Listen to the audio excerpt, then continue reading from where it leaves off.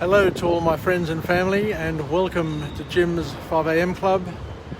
I'm just on my morning tea break, so I thought I'd just crank out another 5am Club, just trying to make the most of the time that I've got available, and to just continue to click over and to grow the number of vlogs that I'm delivering so that I can get to my goal of 1,000 vlogs in English, and to see where it leads us.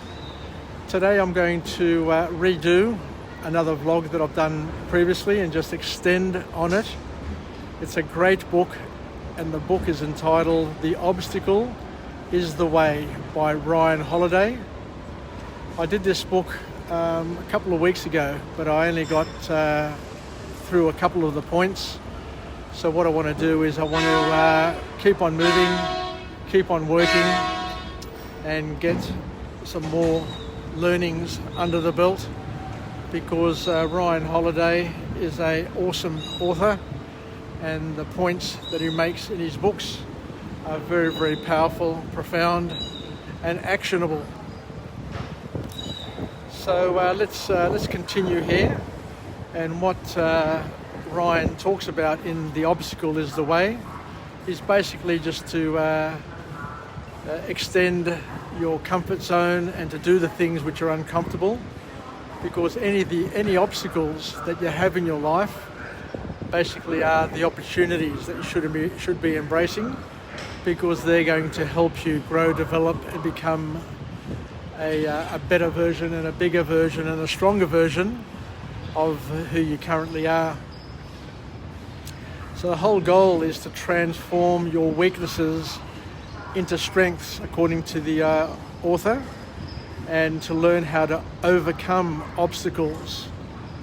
And to overcome obstacles, the author gives us 3 disciplines, or 3 critical steps that we can start incorporating in our inventory of skills. So the 3 skill sets that the author suggests in terms of overcoming obstacles. Number 1 is to look at your attitude and your approach, how you look at problems. You know, there are some people who look at solutions or look at solutions and try and find problems with them, whereas there are other people who look at problems and try and identify solutions. So it's all about your attitude, you know, and it's critical, according to the author, to have a can-do attitude and to approach problems and challenges with the right attitude, so that you can use them as stepping stones and as opportunities to grow and develop. The second point that the author makes, so the first point is your attitude and approach needs to be fine-tuned and calibrated to a certain way of thinking and mindset in order to make the most of your opportunities. And the second thing that the author talks about is your energy and creativity. So you need to be able to look at challenges and think of ways of converting those challenges to opportunities through action. Nothing is going to change, nothing is going to improve, nothing is going to happen in your life until you decide to change and to take action yourself. Because there are no knights in shining armour, and there are no fairy godmothers out there who are going to make your life dramatically better without you doing something to improve your own station in life. So that's the second point, your energy and creativity, because there is more than one way to solve a problem, and as long as you've got the right mindset, as long as you have the right work ethic, then anything is possible. The more things you do, the more things you're capable of doing, and the more things you're capable of solving. And the third thing is the inner will. We need to be able to cultivate and maintain an inner will to handle defeat and difficulty, because we're not going to win all the time. We're not going to have our way all the time. But what we need to do is we need to be in a position to know that whatever happens, happens for our benefit and happens to enable us to grow and develop and to become better at solving bigger and more complex and complicated future problems. So don't get overwhelmed, don't get disappointed if you have obstacles in the way, but to see these obstacles as things that you can use as weapons for future battles, because each obstacle will create lessons that you can use to solve other problems along the way. So the author then gives us a few tips. So whenever we're hit, whenever we're blindsided, whenever we're T-boned with seemingly unsurmountable obstacles, whenever we think that we're going to get smashed and things are going to hammer us and cause us tremendous grief and suffering, what we need to do is to do the following, or to consider the following. We need to be objective and not to think that we need to look at it from different angles. We need to put on different hats and try and understand and respect that certain things happen, and not everything that happens we can control. So we need to be objective, stand back and take a look at things from a different perspective. We need to control our emotions, because if you get too emotional, if you get too hyped up, too overwhelmed, then you're not going to think clearly, because your brain is going to slip into the reptilian basic mode, and you'll be just acting on flight or fight response, and your body is going to be overstimulated with cortisol and as we said before, you're going to be stressed, you're going to be suffering anxiety, and you're not going to be able to think clearly, nor rationally, nor be effective or resourceful enough to solve your problems and to deal with the situation that you're in. The third point that the author talks about is you need to be able to look for good and see good in everything that's happening around us, because it's easy to slip into the negative framework and to see things as being terrible and overwhelming. But it's important to be able to look for the good in everything and everybody. The fourth thing is to steady the nerves, take some deep breaths, because it's only when you're able to relax that you're able to see the wood from the trees and to be able to identify paths and opportunities and options in order to be able to solve the problems that you currently have sitting on your plate. The other thing the author talks about is to ignore what disturbs or limits others. Just because others have limiting beliefs and don't see the world in a bright and positive light doesn't mean that you have to be sucked into seeing the world as they do. You can be the master, you can be the captain of your own ship and navigate the waters ahead of you.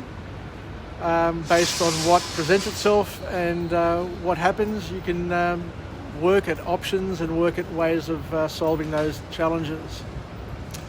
Because at the end of the day, the next point is that we need to be able to see things and put things into perspective. And nothing is ever as bad as what it appears to be, as long as you're able to compare and contrast it to other things and to, as we said before, be able to place things into perspective. The rain's coming back. It's a misty old, rainy old day here in Sydney. And the seventh item on the list here is to revert to the present moment. Don't worry about the past. Don't be anxious about your future. just worry, or not even worry, just act and work at doing whatever you can to be present and to do the most productive thing at this point in time. It's easy to flip into the past and to, relive the past and to dwell in the past.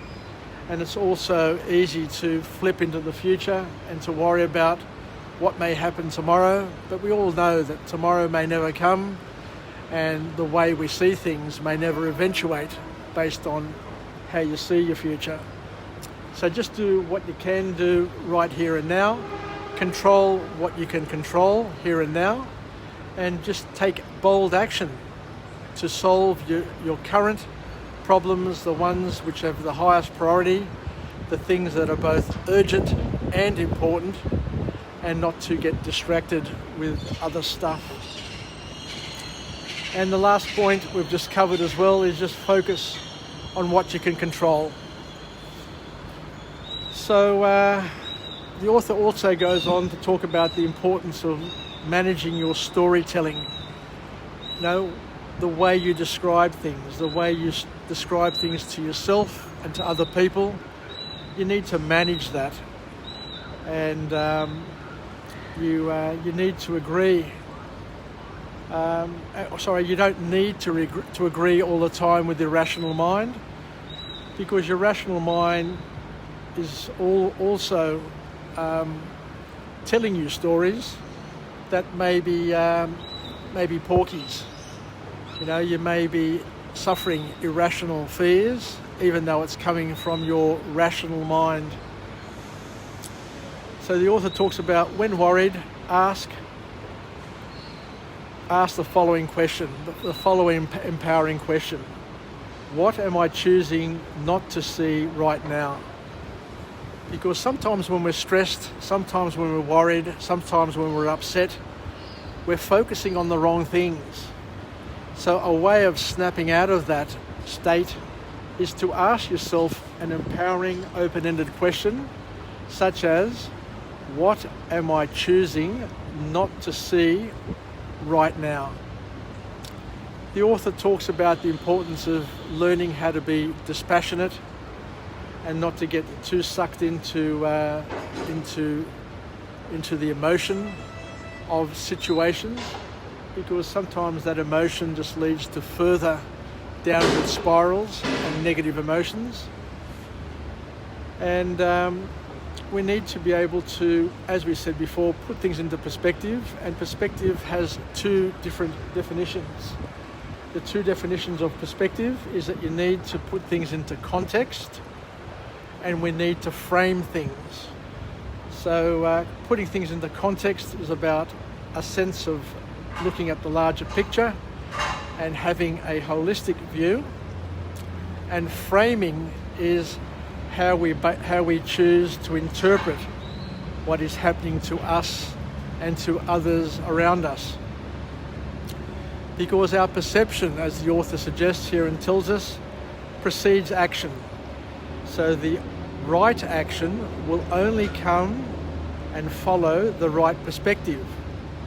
So, and our perception becomes our reality, but we can choose how to perceive things. We can choose to be positive. We can choose to be productive.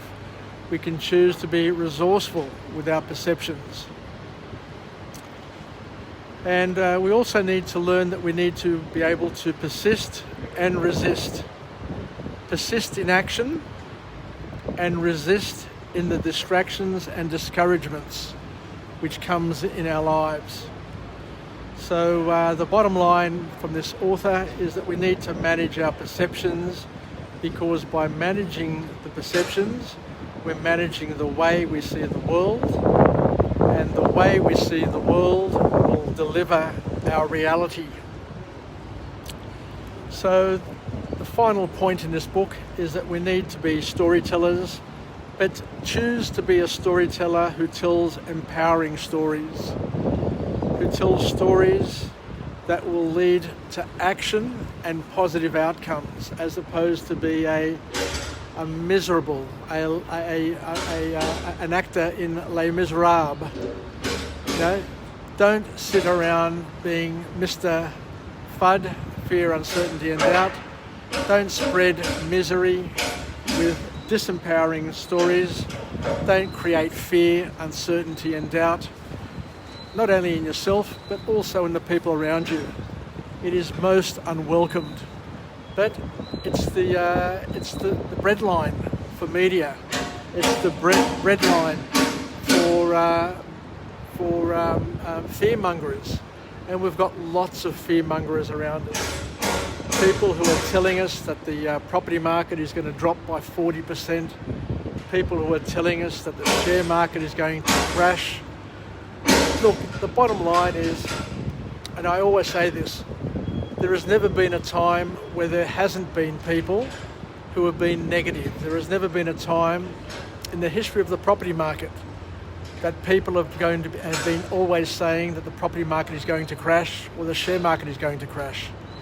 But if you look at the median prices of the real estate market, if you look at the share markets over the past 30 years, they have continued to grow, because that's the natural path. You know, and to back against it, to bet against the property market, to bet against the share market is lunacy based on history. But we also need to understand that history, our past doesn't equal our future always, but you'd need to be, nuts to think that the share market is going to crash and never recover. You need to be absolutely stupid to think that the property market is going to crash and never recover, because it's just not going to happen. And you can trust Uncle Jimmy on this and quote Uncle Jimmy on this. Invest when you can afford to invest. But if you're not investing, don't expect to ever be wealthy. Anyway, I've got my friend here, my work peer, Pina, just walking past, and I'll finish up on my 5 a.m. club. And let's finish off with a positive affirmation. I'm alive, I am well, and I feel absolutely great. To my friends and family, stay connected, stay relevant, stay reasonable, and most importantly, let's take some lessons from this book, The Obstacle is the Way by Ryan Holiday, and learn to embrace challenges, embrace problems, but to also see them as stepping stones for success, for enjoyment and fulfillment. Wishing you all the best, and we'll chat again later on in the day, where I'll go through another book summary or an experience, and we'll chat again. Yassas, Vilakya from Jim on Jim's 5 a.m. club, and we'll talk again, and hopefully next time we talk we've got a better weather outcome and this rain is blown away. Take care and bye for now.